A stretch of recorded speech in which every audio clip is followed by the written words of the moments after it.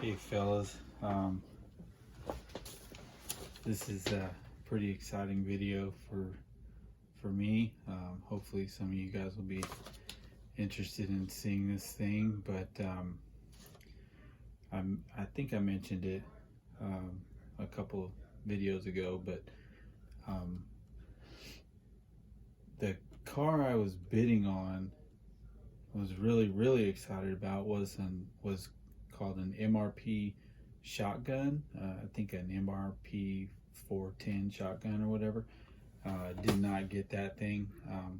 It shot up to it shot up big time in the last 20 seconds, so missed out on it. I was kind of heartbroken. But this guy, this is the Tag Pro 10. It was up for bid or for sale at the same time, so this was my kind of backup plan, and just got it today from somewhere in Italy, and I just couldn't be happier, man. It showed up. I didn't really know what to expect based on its I guess older brother, which is this guy, the SG or Tag SG Coyote, and I guess this isn't the Coyote, of course, but it's you'll see the cars are very similar. Got what looks to be at least a hopefully you guys can see this. This is the instruction book I got. I'm thinking this is homemade, but I'm really not sure. Either way, this I'm glad to have it, but this is probably the worst instruction booklet I've ever seen. I mean, they literally just took pictures of the parts and showed some screws and some little, here and there, and kind of like, here's some parts, here's what it looks like when you put the parts together. There is no verbiage, there's no instruction. I don't see how you can call this an instruction manual, but nonetheless, it's there. Yeah, it's kind of hard to believe, but anyhow, kind of good to have for reference. You can see the body, well, sort of, not really well, but kind of look like maybe something you'd see on an old, sorry, it's kind of crooked, an old RC10 kind of shape to it or something. I don't have a body for the car, so I'm going to try to source something that looks, I guess, similar. There's some photos out there of bodies on it, so maybe I'll be able to find something that's close. But anyways, that's the manual. You guys saw this car run at some point. This is the four-wheel drive Coyote. I don't know why I have a speech impediment every time I make a video, but this thing is just very the plastics are very soft. The dog bones aren't really long enough, so if you're driving and you happen to hit a bump or jump or anything, the dog bones just pop out almost instantly. There's really not much adjustment that can be done to kind of mitigate that. And then I'm not sure if there's any universal joints or anything. I haven't really tried, but maybe I should do that. But this is a pretty good example. I did finally get around to making a proper split pack for it, but I haven't run it since I put that in. Anyhow, what's exciting, or what I was really excited to see, was if this car really kind of lived up to the hype, because there's a lot of talk about on some of the vintage sites or whatever, that this car was kind of was supposed to address all the issues that people had with the Coyote.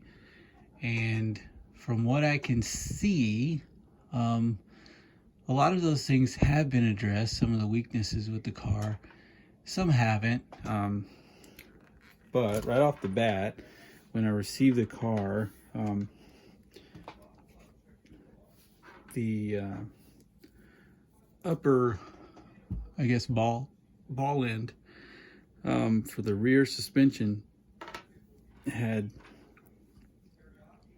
kind of crumbled, fell apart, fell off like as I was pulling it out of the box. These are old Coyote units. They're not quite the same size. This is a bigger ball there. However, again, with the weak plastics, so not a good sign. But if you've seen any of my videos, you'll notice I love to use these Tamiya Avanti ball ends or Heim joints, whatever you want to call them. I love to use those. Yeah, I got them on all my cars pretty much. They just happen to thread in. They're 4mm shafts here, and they worked out. So right off the bat, that's my first mod. Didn't want to mod anything on here, but I don't think I'm ever going to find one of these. These guys would work in their place. And I may end up going to that or 3D printing some. What else? Let me pop the body off of this guy. You can kind of see some of the differences here. By the way, there's an entire Coyote in this container, this old zip tie container. If any of you guys are out there need some Coyote parts, there's quite a bit on eBay right now, but if anybody needs some, there's an entire car in this container minus maybe a front tire, but none of this stuff's in great shape. There's a couple extra diffs, some 3D printed diff housings, all kinds of stuff in there, but yeah, that's just a total mess. But anyhow, let's look real quick, or not real quick, this is going to take a while. You can see that the shocks on the old car were connected right here at the very edge of the chassis rails to a little tiny piece, whereas on the new car, or sorry, on the let's call it the Pro 10, they're moved forward, which is one change. Also, they're attached to a proper shock tower. Also, they're probably twice as long, so you get a little extra travel there. And more importantly, they're not just attached with little balls, ball sockets, top and bottom, so they will probably actually stay on the car. This is much better than what you see here, although it seems to have a similar amount of travel. It's just that these shocks tend to want to pop right off those sockets pop right off those balls. So that's one thing. The arms, here they're kind of rounded, little thin jobs.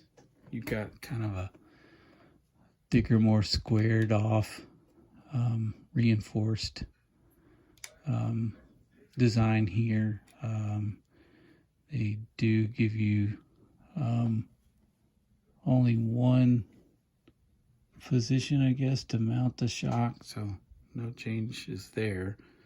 But definitely feels sturdier. There's a place for a sway bar, front and rear. Although this car didn't have anything like that installed. But I would have to say, from what I can tell, I had to take these two screws out. One of them is pretty much stripped. So although the design, the mold of the plastic appears to be more, sturdy, robust, whatever you want to say. The plastic itself is still buttery soft. So that's unfortunate. I really wanted to, when I got the car, take one of the diffs apart to see how different the actual diff itself is between the cars, but I just don't want to risk stripping out any more plastic. So I'm going to leave it alone. The diff feels pretty smooth, definitely better than the other car. Next change is that this guy where you mount the motor, this motor bracket, whatever you want to call it, is metal. It's just like, like a little 90-degree, and attaches the same way, whereas here it's just a big thick plastic. This is actually a 3D print. I guess that PA11 or whatever material is better than the original, but it still flexes quite a bit. You could probably see that motor moves a little bit. So that's a definite upgrade there. Don't know what kind of motor this is. It says 94th Mustang Hot. You guys know anything about that? The geometry here of the chassis rails and everything appears to be identical. I don't know if this gold anodization makes it any stronger. That's a joke. I don't think it does. Maybe it's just to kind of differentiate that from the older car. Similar story in the front. Again, you got like a proper shock tower. This piece appears to be identical to what's on the front of the old car. You got longer shocks. Again, they don't mount. This is so tight the way this all gets in there, but these shocks just pop right off all the time if you're driving it. So yeah, beefier, I guess, mold, top and bottom. There's like some metal L brackets that mount to the uprights.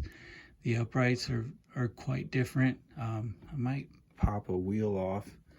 Well, actually can't in the front because they're screwed on, but let's see.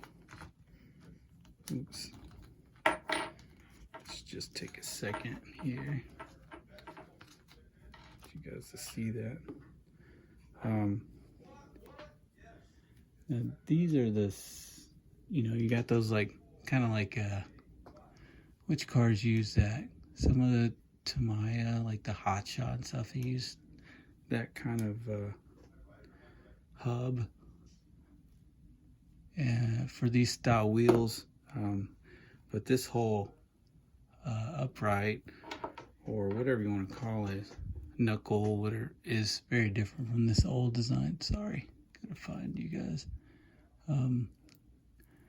This is kind of old school design with that bearing being held in by these 3 screws. This is more modern, traditional design where the bearing just kind of pops into the directly into the plastic. Again, you got universals all around, front and back, which is, was kind of considered quite an upgrade back in the day for any buggy. But yeah, front and rear universals. The bumper design is not quite as hideous as that unit, but not beautiful either. Again, they kept this little Lexian, I guess, chassis cover on the bottom, similar to what you had on the Coyote. But yeah, man, I can't tell you how much of a step up in quality this feels like compared to the original car. Although it does share a lot of the same components, and again, like I mentioned, I think some of the plastic is the same, so it's not super strong. But this feels like, for me, this car would be worth, 3D printing some parts to kind of beef up. Whereas this guy here, you'd have to literally print every part, to get anywhere. So gonna leave that one as is. It probably won't run again, or maybe one time, just compare these guys directly. Hopefully this weekend, gonna pop a motor in this sucker, or no, it's already got a motor. Gonna pop some electronics in it, and get a stick pack or split pack welded up, and give this thing a spin, man. I'm real excited to drive this car.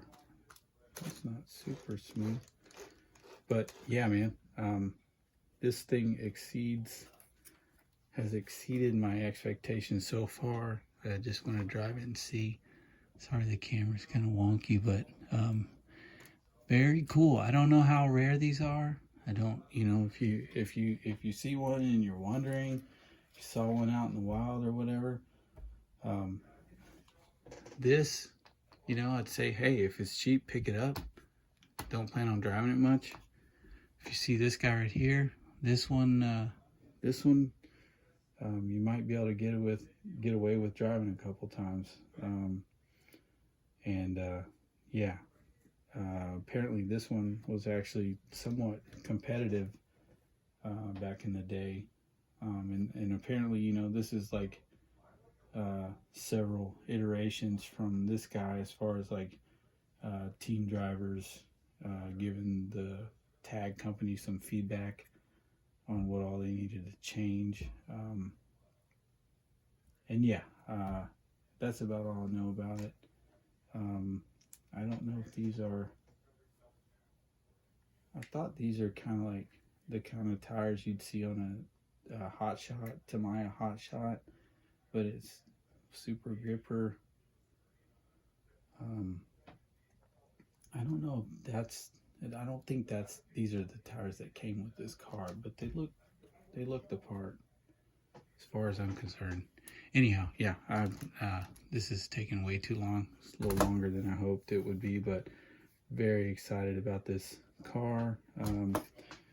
Again, if anybody needs some Coyote parts, let me know. I'd be glad to drop these in the mail. This is just a nightmare waiting to be unleashed on someone else. Yeah, so that's it, and I'll see you guys next time. All right, take care.